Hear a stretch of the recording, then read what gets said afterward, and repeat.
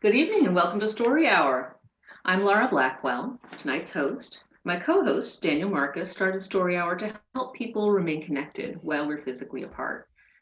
And so here we are, still telling each other tales around this virtual campfire almost a year later. Welcome back to those of you returning, and welcome to those of you joining us for the first time. As always, we have two writers reading for their favorite nonprofits. Tonight's readers are C.S.E. Cooney and Carlos Hernandez. There are so many options. All good. Thank you. High school Spanish is coming back to me. If you are fortunate enough to help others during this time, please consider a donation to one of tonight's featured nonprofits, Upstart Creatures and JDRF.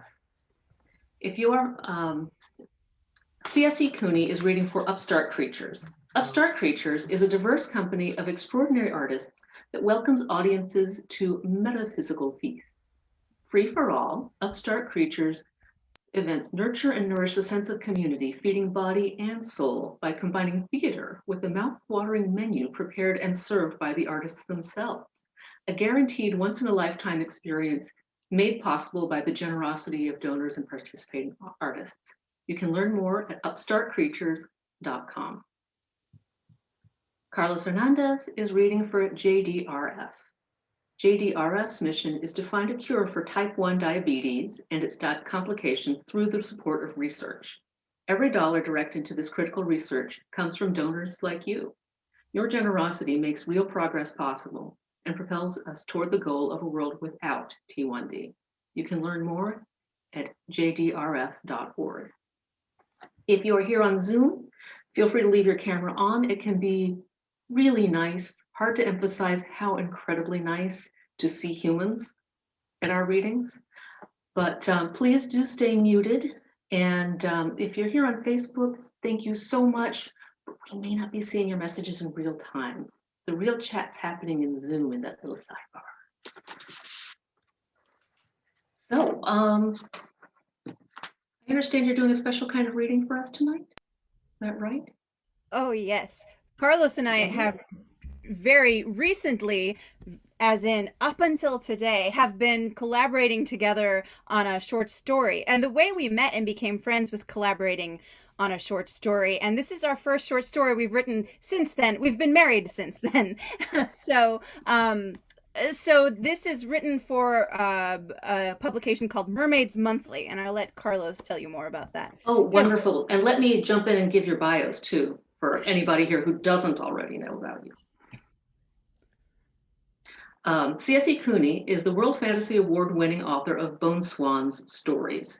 She has narrated over 100 audiobooks, released 3 albums as singer-songwriter Brimstone Rhine, and her short plays have been performed in Chicago, St. Louis, Phoenix, New York City, and Taipei. Her novel, The Twice Drowned Saint, can be found in Mythic Delirium's recent anthology, A Sinister Quartet. Good stuff all around. And her forthcoming novel, Saint Death's Daughter, will be out with Solaris in spring of 2022. Other work, as if that weren't enough, that's me editorializing, includes Tour.com novella, Desdemona and the Deep, and a poetry collection, How to Flirt in Fairyland and Other Wild Rhymes, which features her Riesling Award-winning The Sea King's Second Bride. Her short fiction and poetry can be found in Jonathan Strand's anthology, Dragons, Ellen Datlow's Mad Hatters and March Hares, all new stories from the world of Lewis Carroll's Alice in Wonderland, Rich Horton's best science fiction and fantasy, and elsewhere. You can find her online at csecooney.com and on Twitter at CSECooney. Carlos Hernandez is the author of the Pura Belpré, is that how I say it? Pura Belpré award-winning Sal and Gabi Break the Universe in 2019. Oh, Carlos, say something so we can see your cover. We're on speaker mode. La la la la la la la la. Sal and Gabi Breaking the Universe, as well as its sequel, Sal and Gabi Fix the Universe. Spoiler, they just break it some more. Kids, what do you expect? And the short story collection, The Assimilated Cuban's Guide to Quantum Santeria. Which can also be sung to the theme for, yeah, here it is. Carmen Sandiego. Yeah. Oh, nice. He is also a CUNY Associate Professor of English at BNCC and the Graduate Center, as well as a game writer and designer. You can find him on socials at Write, Teach, Play. We're so excited to have the both of you here, and especially to have you reading a collaborative story, which we have never had on Story Hour before. Yeah, so we're really excited to read it. As Claire was saying, it's from Mermaids Monthly, which is basically the brainchild of Julia Rios and Meg Frank.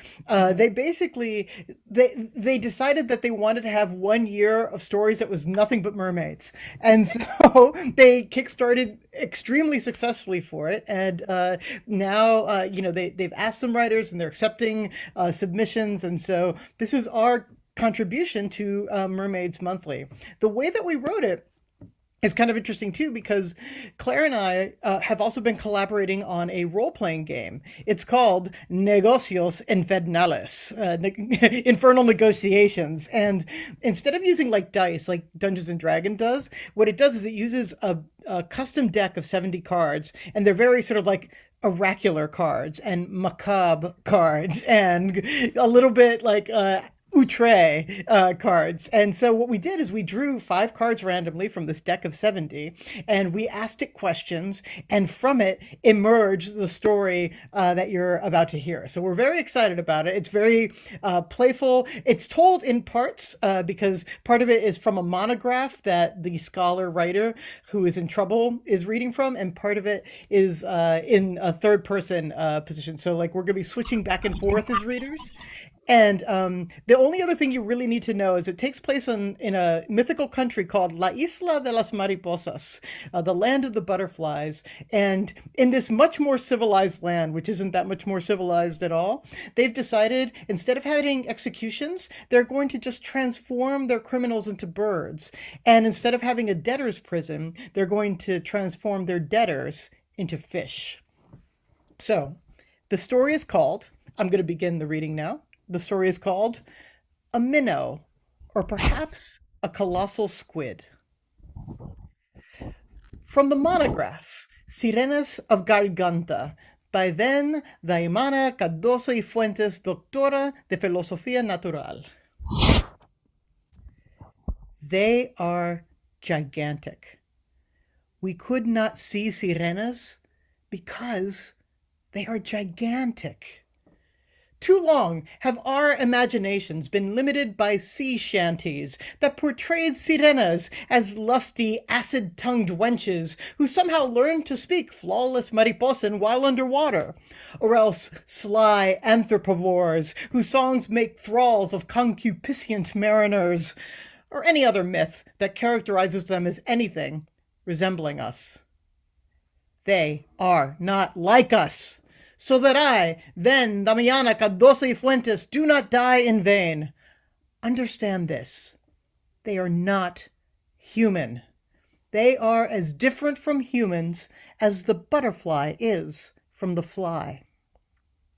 The eternal challenge of humanity can be summed up thusly. You, human, are a small animal of little stature. You are mortal. You are scared. Think bigger. Die young if you must, for even if you live to be 100, you will die young. Think bigger. But enough posy. Let us turn to natural philosophy. Estrella Santaez y Perreta was the empress of El Estanque. One must be empress of something, after all, especially when one is Estrella. Early on, her extraordinary gifts for rare work had brought her to the attention of the royal executioner, who in time had offered her this apprenticeship. One day, Estrella herself would be royal executioner. But today, she was merely the royal aquarium cleaner. She'd go each day into the large old building of warm terracotta bricks, with its walls covered in cracked marble and its sunken pools, and look after the morosely pop-eyed fish who used to be debtors. She cleaned their tanks, changed their water, and shook earthworms and shrimp meal over their pools at dawn and at twilight. El Estanque was just how it was commonly known, the name mothers used to frighten fractious children.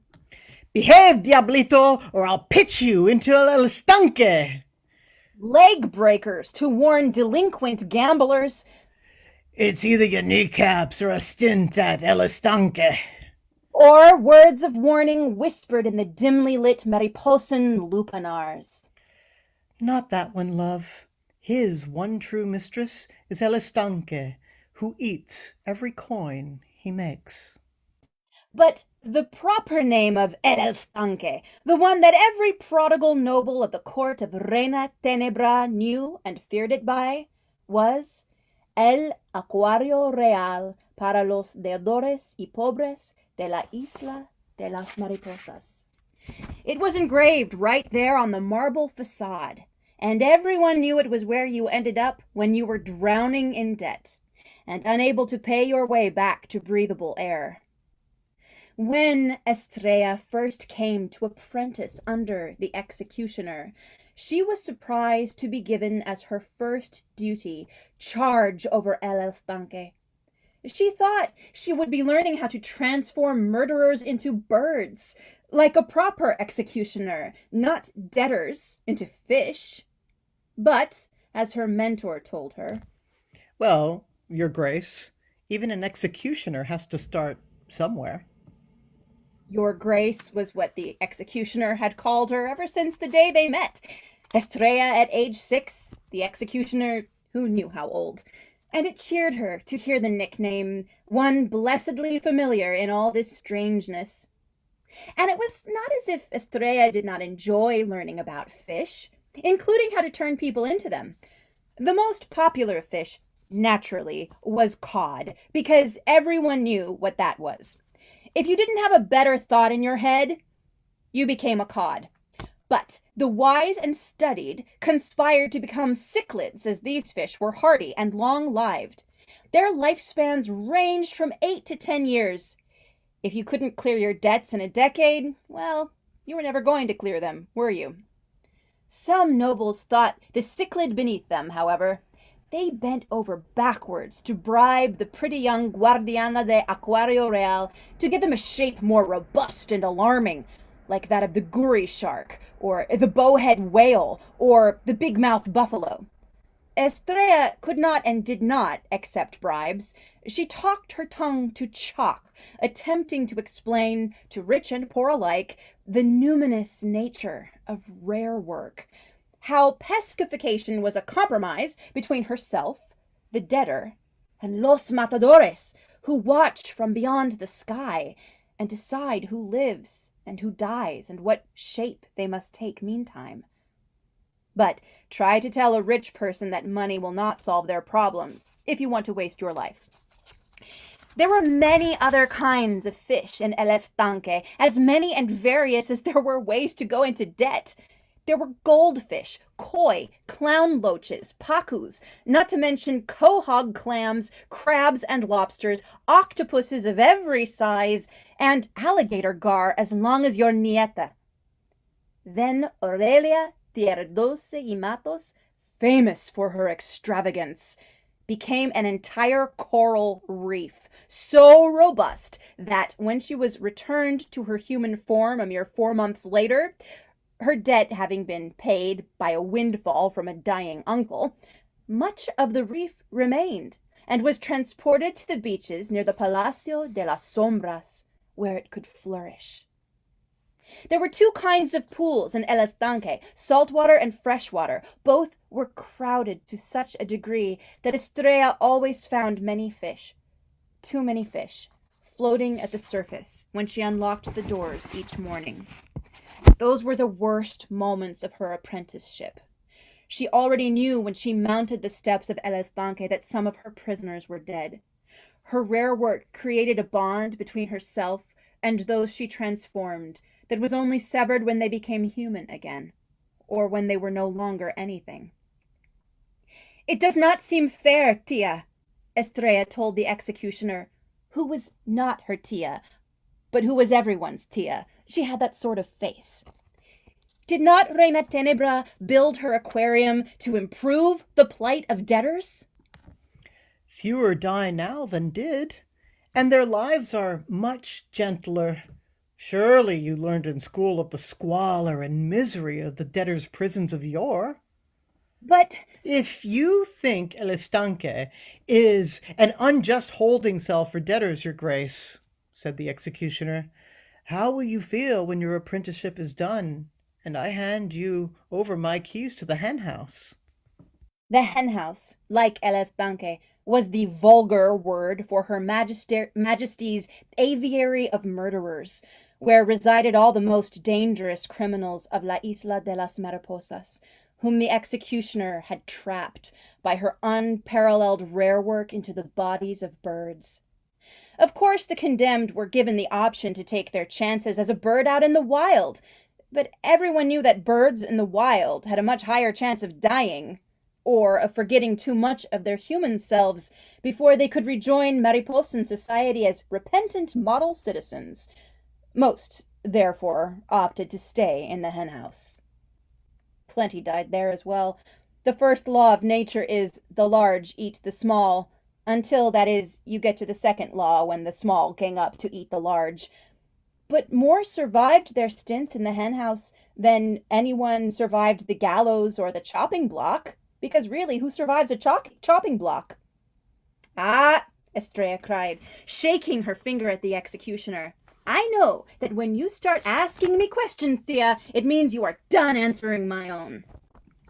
When we are exploring questions of philosophy, replied the executioner, genuinely surprised, I believe that your grace has as many valid answers as do I. Have we not conversed thusly all our lives? They had, and Estrella laughed in apology for her teasing. She then begged leave of the executioner to go away and dress for the party she was attending that night. The executioner, feigning indignation, asked who would be feeding the fish, whilst Estrella danced with courtiers and delighted in genteel persiflage. Why, I have my strong and strapping crew for such menial work, Estrella replied, which was not exactly a lie, but both of them knew that Estrella delighted in feeding the fish herself, and was loath to apportion that task out. She did attend her party, but only for an hour or so, and in that hour she shone brighter than even her namesake. She danced every dance, drank the dry, sparkling wine her host pressed on her, and flirted her fan and fish-tailed her train at every eligible courtier with a swagger and a jaunty grin. From the center of her circle of sycophants, even Reina Tenebra raised a glass to her.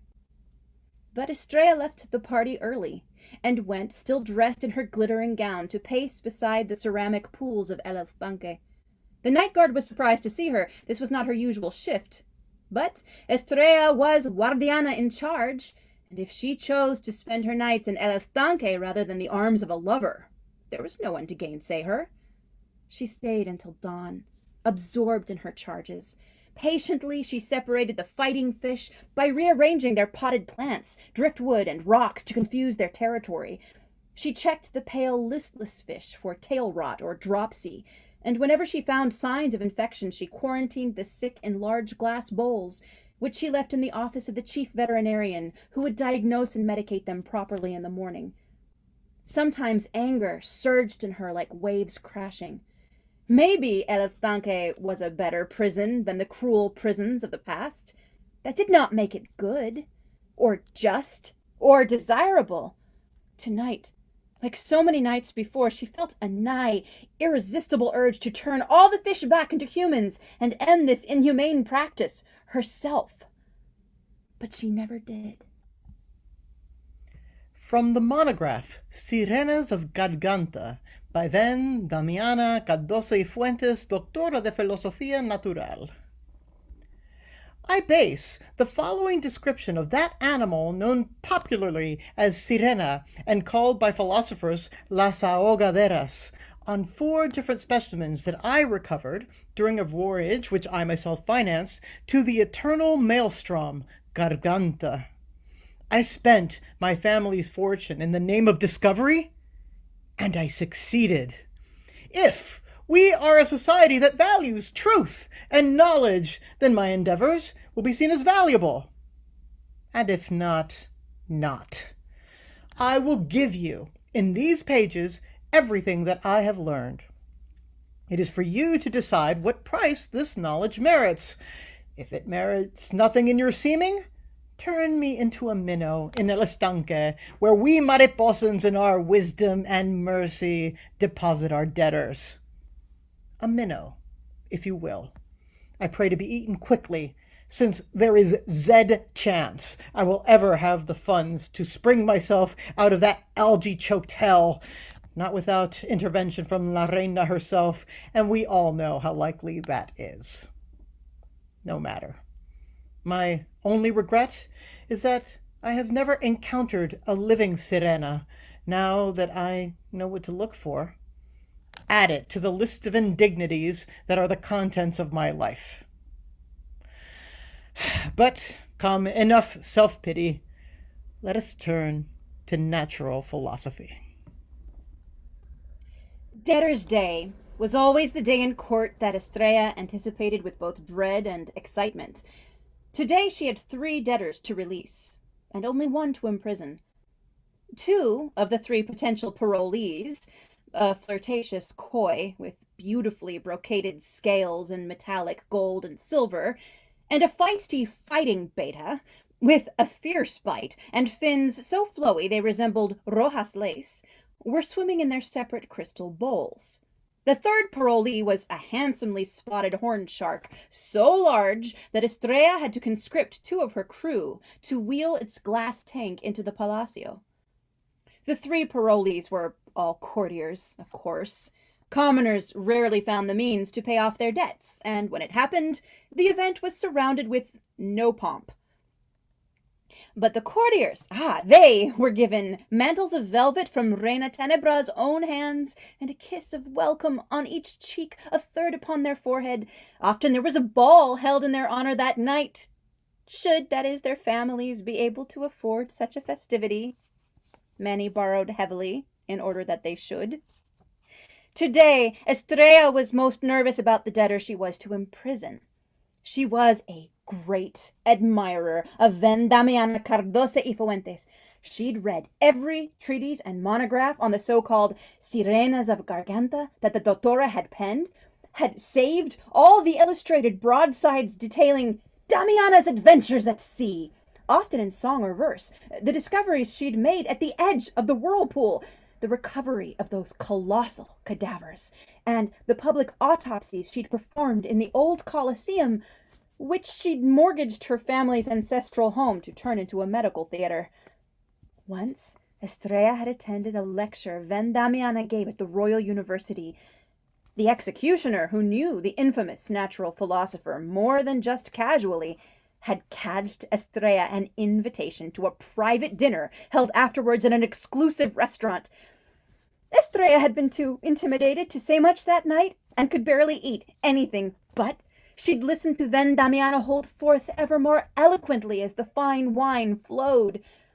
Others lost interest long before Estrella did, and so, before the evening was over, she found herself the sole audience of this fascinating woman, who looked right into her eyes without ever seeming to blink or breathe, and spoke to her about sirenas, myth, history, fact.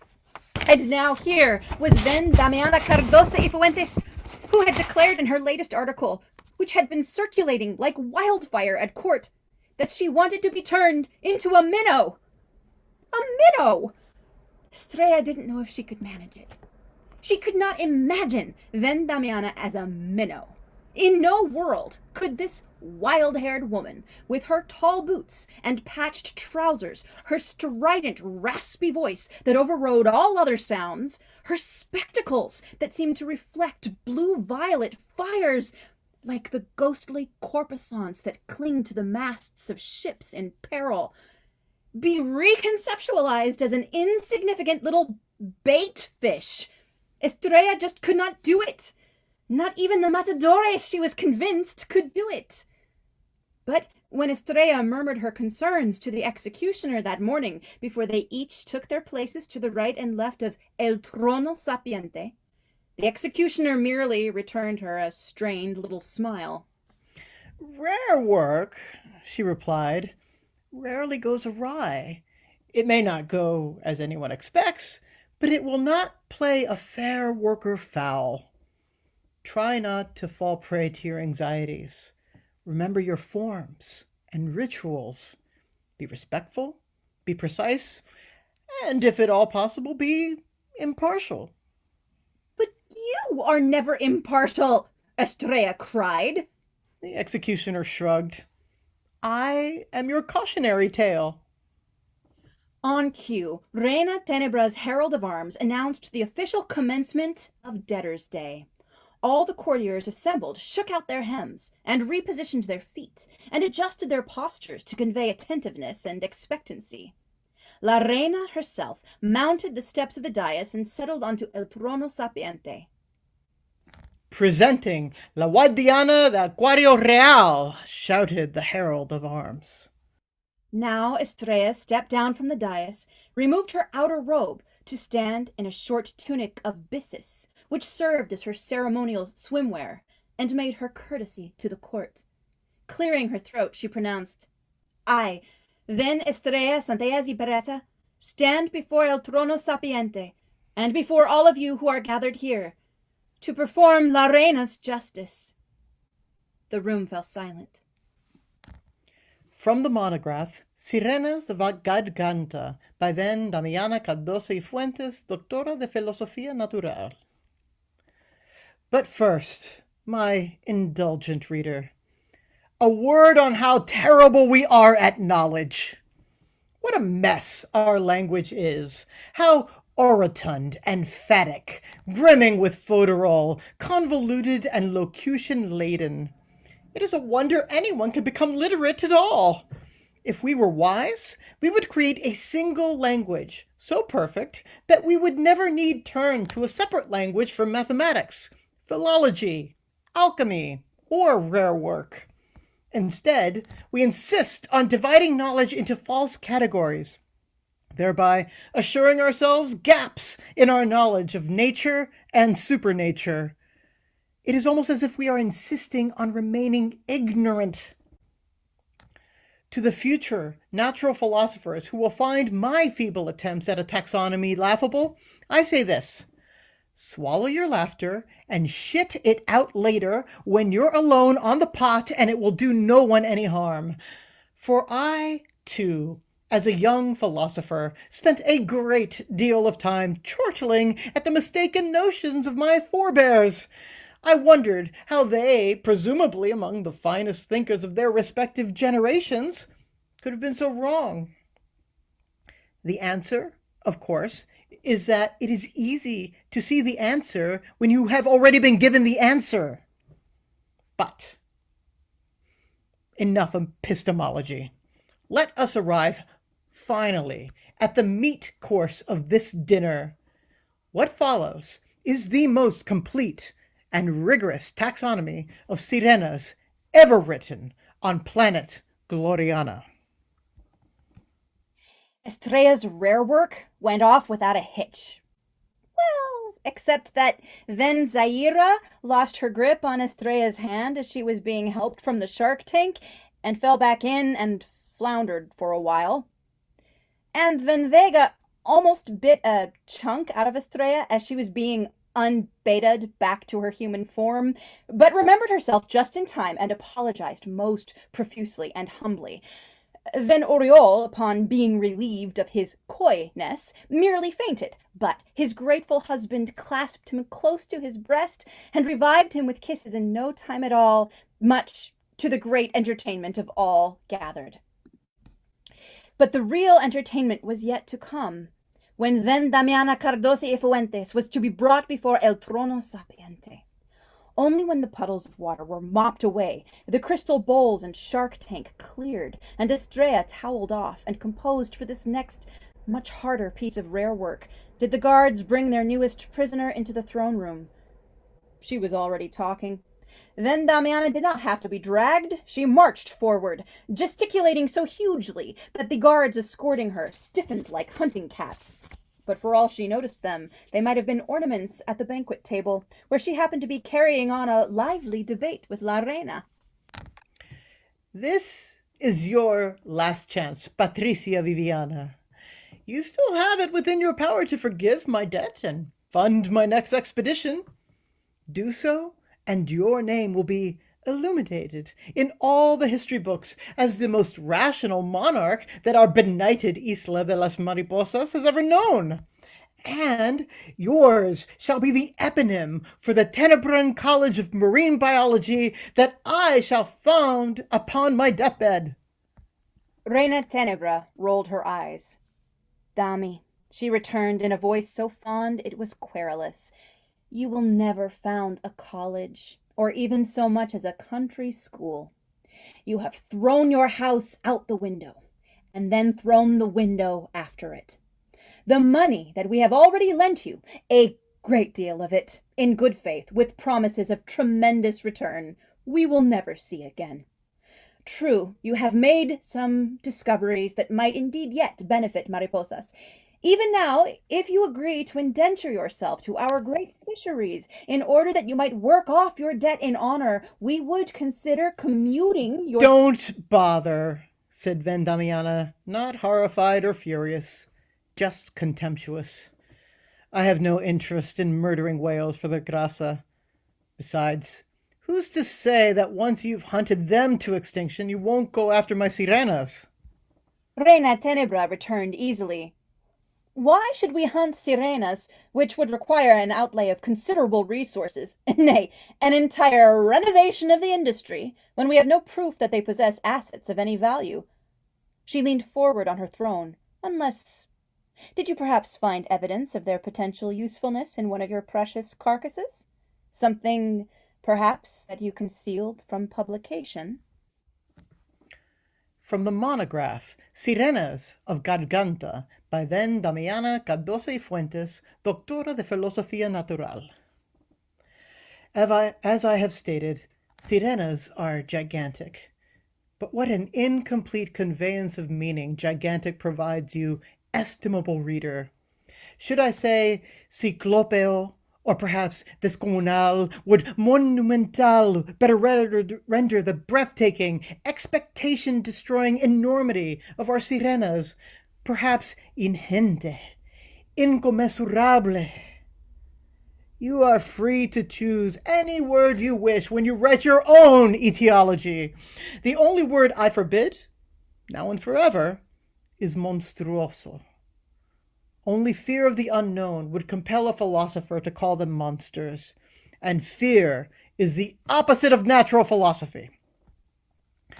The 4 sirens I recovered measured in length as follows: 41.246 meters, 41.471 meters, 44.028 meters, and 49.533 meters. The span of their 2 superior arms, which resemble human arms in proportion to the rest of the body, measured from the tip of the longest of their 5 fingers, that is to say the index finger of each hand, for each specimen, and in the same order as given above, are as follows: 31.202 meters, 30.97 meters, 32.055 meters, and 36.624 meters. The span of the 2 inferior arms, which connect at the midpoint of the siren's torso, and since the inferior hands are webbed, 4-fingered, and unlike the superior hands lacking in opposable thumbs, they resemble a frog's manus, range in the 4 specimens as follows: 24.339 meters, 24.567 meters, 25.097 meters, and 29.428 meters.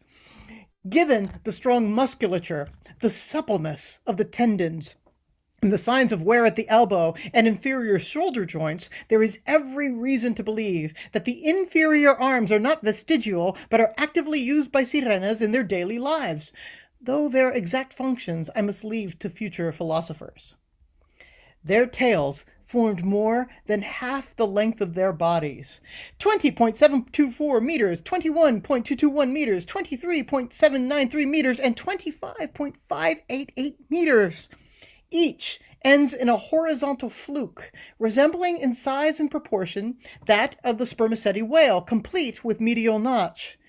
Also, similarly to whales, their tails are controlled by powerful epaxial and hypaxial muscles.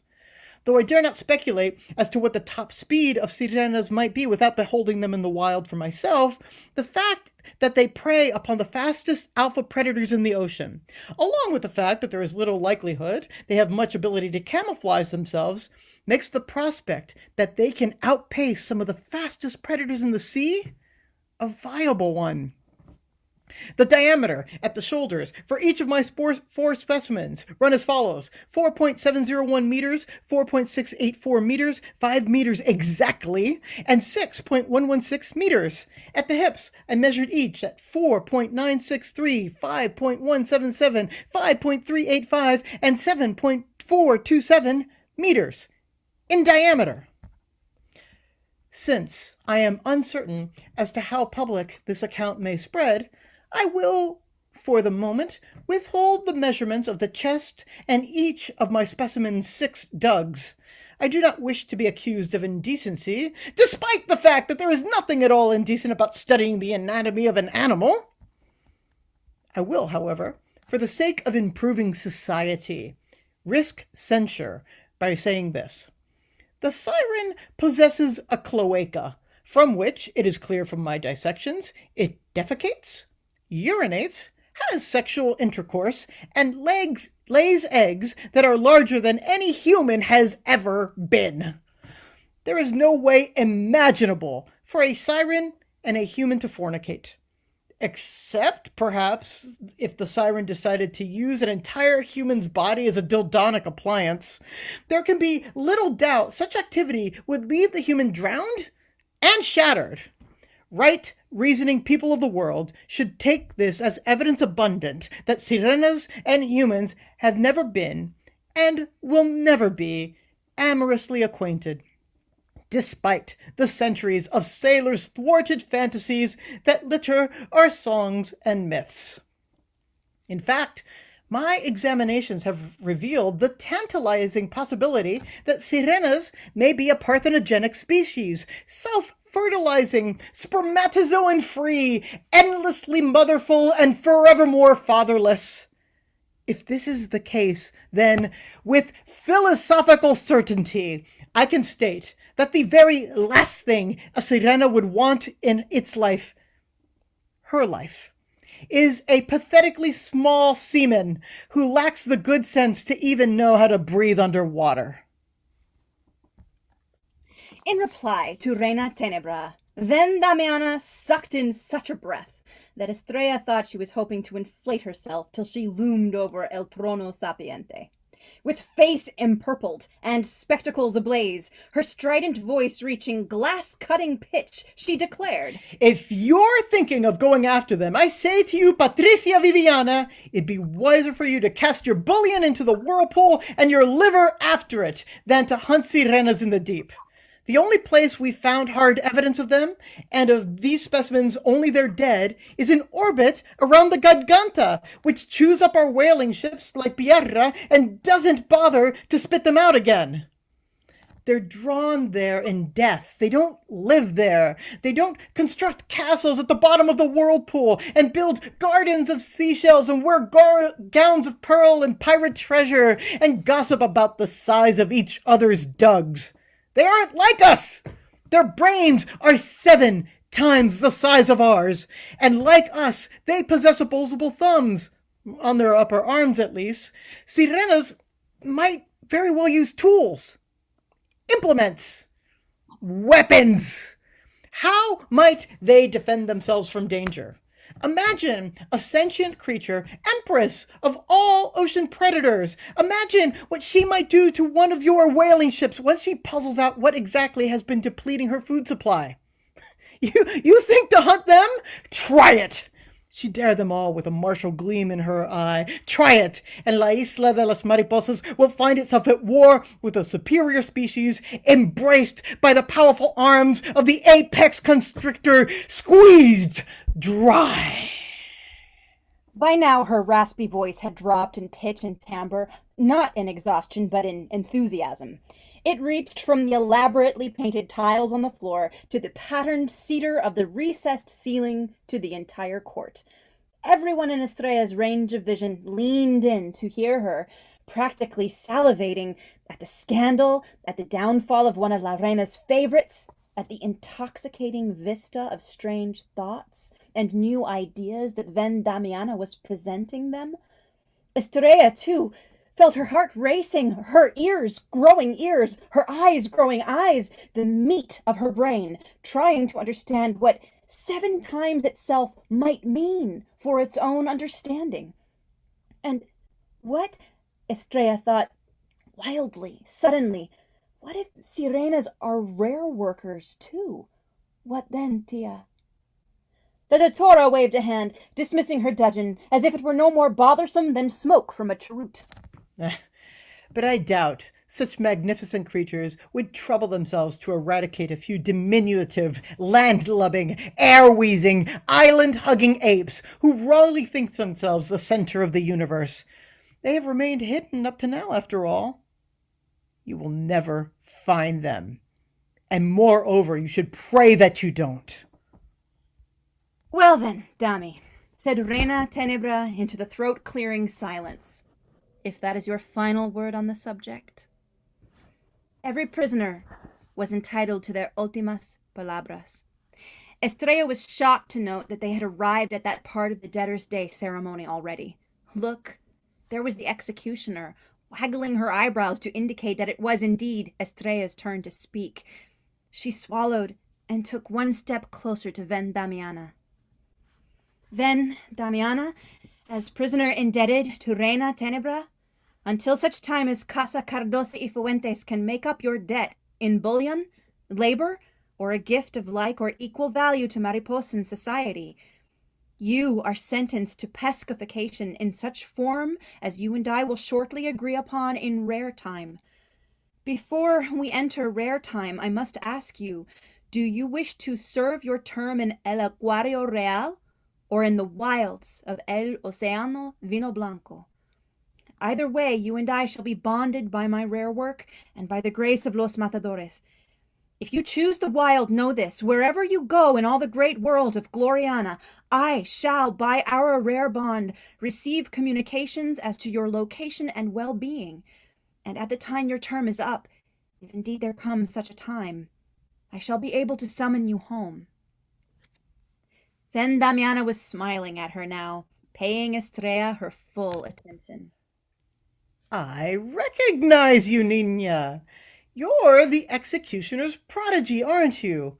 We ate dinner together at La Barraca. You were a marvelous conversationalist. She winked.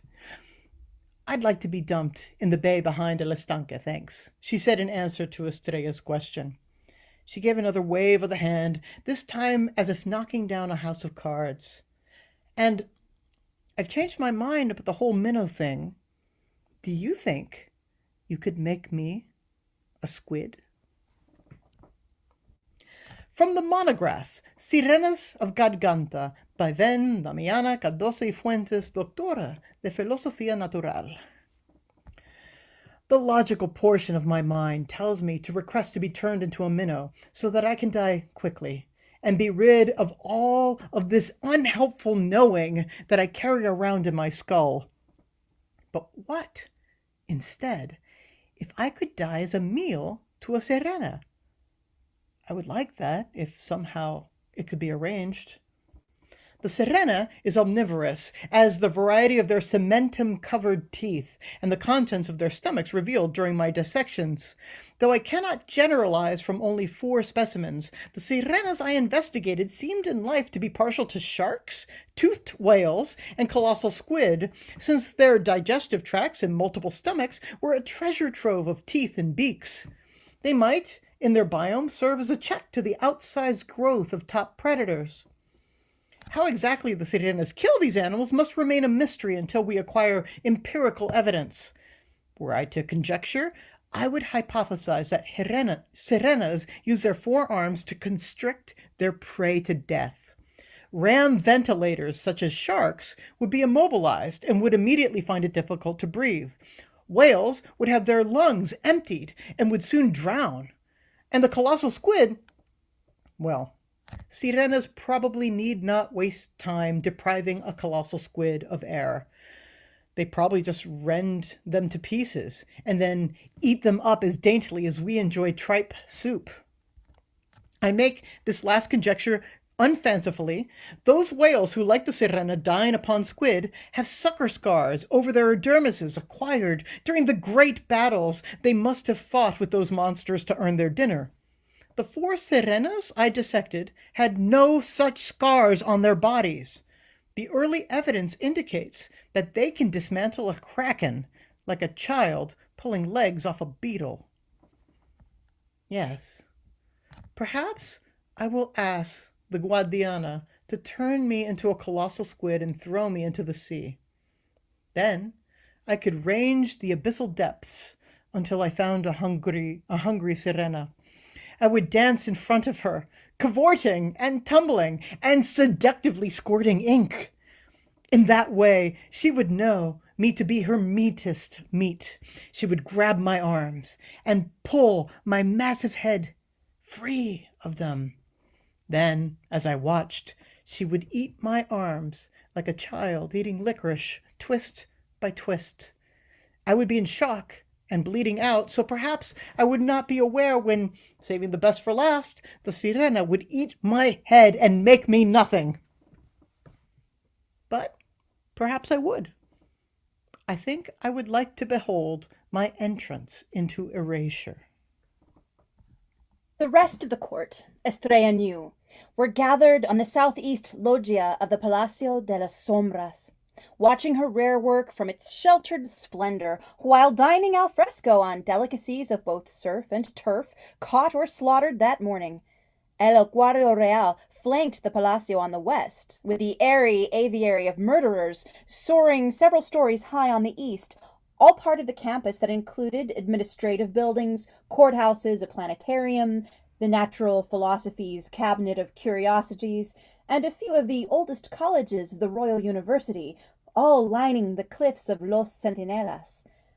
But for the moment, at least, Estrella and Vendamiana were alone on the Malecon, the paving stones of the breakwater wet beneath their bare feet. Rare work needed no incantation or grand gesture. The executioner sometimes prayed before she transformed a murderer into a bird. Estrella, rather, looked deeply into the eyes of her prisoner, and fixed them fast in her memory as the humans they were, flawed, desperate, frightened, specific.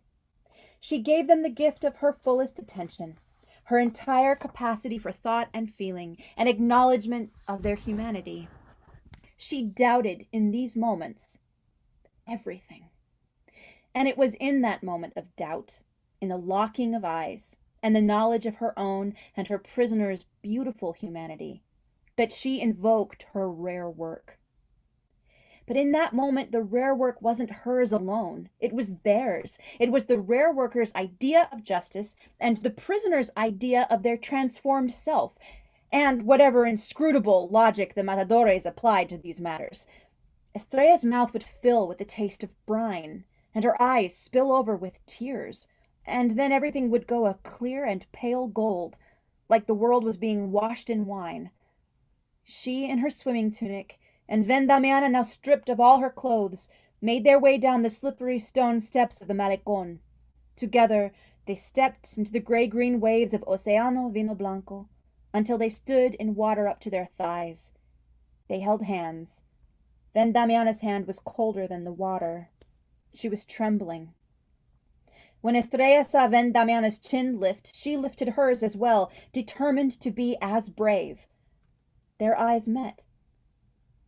On the loggia of the Palacio de las Sombras, the court of Reina Tenebra marveled once again at this work, which was in truth so exceedingly rare. Letter from Estrella Santaez y Perreta to the Society of Natural Philosophers, year 34 of the tenure of Reina Tenebra, in the month of Cielo Desierto, day 17. To the most esteemed members of La Reina's Society of Natural Philosophers, it is my melancholy honor to present to you this description of a sea creature that heretofore has not been identified nor described in the annals of Glorianan science. The name I have given this fish carries with it the imprimatur of Reina Tenebra herself, and may not be changed save by royal fiat. What follows below is a description of this new fish, which I have called La Chupacirrena. One of the peculiarities of rare work, of which you may not be aware, is that at the moment of transformation, the rare worker is accosted by an onslaught of visions pertaining to the transformed. Those visions range from history to prophecy, and reveal to me what fate awaits the transformed. When I search my inner life, I can feel every person whom I have transformed, individually and distinctly. I know whether they are well or sick, hungry or sated, frightened or calm. I also know if their minds are irretrievable, or whether they might still be returned to human form with their memories and personalities reasonably intact. In the pescification of Ven Damiana Cardoso Fuentes into her Chupacirrena form, I experienced, and as of this writing, continue to experience, the clearest line of communication I have ever known between myself and one of the transformed.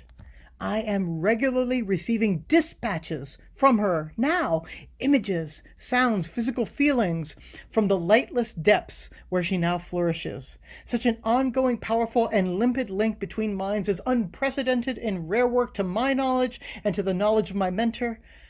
I consider it nothing less than a miracle, a gift from Los Matadores. It is from this connection that I am able to give you an account of the heretofore unidentified fish, namely the Chupacirrena, that follows. For clarity's sake, let us say the Chupacirrena greatly resembles the famous and well-documented remora. It, like the remora, is a symbiote. The Chupacirrena has formed a mutually beneficial relationship with a powerful creature of the sea. The remora has its famous friend, the shark, and the Chupacirrena has its sirena. Once Ven Damiana was pescified, I fainted, and my vision joined Ven Damiana's in an act that can be called nothing less than clairvoyance. The ocean makes for such a strange, slow medium through which to travel. We traveled through an ink-thick darkness that was, please note this, philosophers, no impediment to the self-illuminating eyes of the Chupacirrena. Deeper and deeper we swam, Ven Damiana assured of her destination as if she were a native of the ocean. I suddenly realized how little time we on land spend looking up. Underwater, however, a predator can attack you from any of 1,080 degrees. How two-dimensional my life on land felt, and how wide my vista underwater. During a vision, time speeds up during periods of uninterest and slows down at moments of importance, the opposite of how time normally works for us here on land. I cannot say how long we swam or how deep we dove. At some point, I simultaneously registered that in the black zones to which we descended, the pressure would squeeze a human body to death, and that the Chupacirrena finds the pressure quite pleasant and comforting. It is built for the deep. Time slowed again when the Chupacirrena arrived at her destination. Her destination was a harmony of sirenas. This harmony consisted of at least 7 sirenas who, despite their massive forms, cavorted with one another with all the obvious and contagious joy of porpoises. They moved so quickly that, in fact, were of such an immensity that I found it difficult to count them. My view was also impeded by the fact that Ven Damiana was following her new instincts as a Chupacirrena and, well, began chupando the nearest sirena. That is to say, she shot over to the nearest sirena and began chewing on some sort of tubiform ectoparasite that had attached itself to the sirena's lower back. The parasite, an eyeless mouth and sac nightmare, had affixed itself just above the seam where mammalian seeming flesh turned into piscine seeming scales. After Vendamiana had finished her meal, not a mark was left on the sirena's skin where once the parasite had sucked. I am recalled to a childhood experience where I yanked a leech off of my leg instead of letting my parents remove it with art and delicacy, and the scar left behind remains there to this day. Clearly, the sirena and the chupasirena have come to an agreement. You may eat of the bounty of parasites on my body, says the sirena to the chupasirena, and I, in turn, will not make a meal of you. But here my clairvoyance began to fade. While my mind retreated from hers, I saw, swarming around the sirenas, a large school of chupa-sirenas. They zipped about, circling and tumbling as much as the sirenas themselves. And I came to realize with the sirenas. I wonder now if the typical chupa-sirena is an exceptionally intelligent fish, one that perhaps the sirenas have domesticated and bred for its usefulness, as we have dogs. Indeed, the chupa-sirena reminds me strongly of the dog for its frolicsome nature and its desire to please its master. This I felt from within Damiana herself, who, in my last memory of her, was charging gleefully into the school of chupa-sirenas and playing among the harmony of sirenas. It was as if she had always been a part of their community. Her feeling of happiness was so complete in that moment that it has no equal in the human mind. Then Damiana's felicity is our loss. She will never, ever, ever come back to us, no matter how I call her. Humanity will never again benefit from her numberless gifts, save through the messages she deigns to transmit to me for as long as they last. But know, natural philosophers, that I will dutifully relay to you everything that Damiana teaches me about sirenas, chupa-sirenas, and life under the sea. Even now I must write you a second letter regarding the means by which sirenas use the scalding ejecta of fumaroles to bathe themselves and their beloved chupa-sirenas. Until then, please know that I remain the obedient servant of Los Matadores, La Reina, my mentor, and you, friends and colleagues. My greatest desire is to witness a growing alignment of science and rare work until that momentous day when our two disciplines will become one. With all gratitude and respect, ven Estrella Santa Yesi Perreta, guardiana de Acuario Real para los deudores y pobres de la isla de las mariposas. Thank you, everybody. Thank you so much. Thanks for listening. Thank you so much for bringing us that story. My goodness. I feel like I don't know, been on a jet ski or clinging to a dolphin. It's just been so much up and down and so strange. Such a range of emotions. Gorgeous and wicked and funny. It's a little scary. So yeah, that was really lovely. Thank you both so much. Thank you so I don't much. know if we have time. Do people want to ask some questions or anything? Oh, and Francesca, I just want to tell you, just because you put that in there, my favorite thing of all is chupa sirenas. Like if nothing else, just inventing that word made me so damned happy. As soon as I heard that word, I started to just laugh,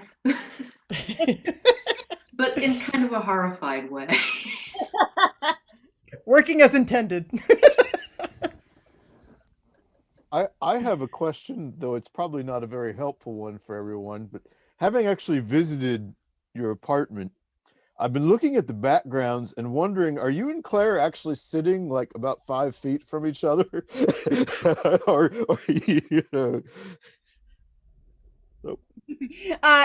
Carlos, you're muted. No, actually, I'm in the bedroom, which I have cordoned off Ah, shelves into an office, and his office is right by the front door now. Because if we don't do it that way, our voices echo into each other's Zoom. I had wondered. Okay, mystery solved for me. Well, again, thank you. Thank you so much. Have a wonderful day, night, evening, sleep well. Yeah, so grateful Everybody- to Love you you. for coming. I have a few things Thank to wrap you. up. Thank you both so much for coming here tonight and reading us that story. That was really fantastic, and it was a new and special thing that I hope we can get repeated at some point. I'd love to have you back sometime. Next week, everybody, we have Meg Elison and Gabriela Santiago. You can keep up to date about upcoming authors at Story Hour 2020 and see any programs you may have missed or just watched this one again on the Story Hour page on Facebook. So again, thank you both so much for coming and reading that for us. Daniel Marcus, my co-host, thank you so much for bringing us Story Hour in the first place. And all of you, thank you for joining us tonight for the Victim Dream. Good night from Story Hour.